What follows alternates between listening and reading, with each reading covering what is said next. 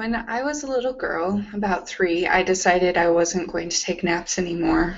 And in an effort to keep her sanity, my mom decided that instead of nap time, I would have quiet time.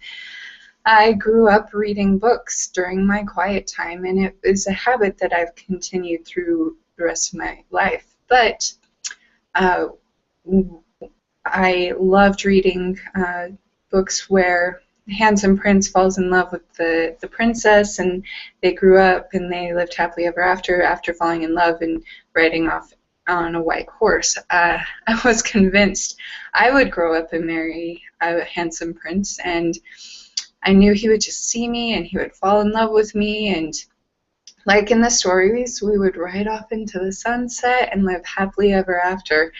Of course, I wasn't too picky. He could also be a knight or a magician or a traveler from another world, since princes were sometimes boring.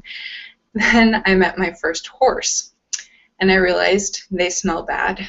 And if I were to ride off into the sunset on said horse, I may end up smelling bad too. And then I also made the realization that horses poop at inopportune moments. And I also don't encounter princes all that often. As I grew up, I realized I had to set more realistic goals. I could include a horse in my wedding, but it would probably have to be some kind of draft horse to carry both of us at the same time, because I am tall and I have the weight that goes with that. And draft horses don't look as good as white stallions. I also had to seek opportunities to be around people where I could possibly meet someone to fall in love with. I could no longer just sit on the sidelines and let them approach me. I also learned there's no such thing as a happily ever after. So I had to revise my goals in life. What goals are you holding on to that need to be revised? Is your goal to become partner in your law firm before you reach 30? That may not be a realistic goal. 1, because you have a lot to learn before becoming partner. 2, because the decision to make partner is in the hands of other people. And 3, if you're going to spend that much time seeking that kind of employment, you may sacrifice your family in the end.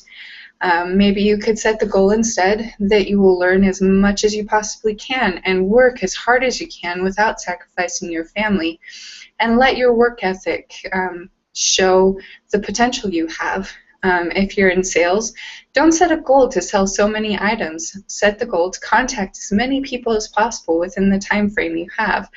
Set goals that are within your control to achieve. And yes, it's important to reach for the stars, but set mini goals to create the steps to reach those stars. And recognize that sometimes your goals may poop at inopportune moments, and that it's okay to revise those goals to help create the opportunities that you want.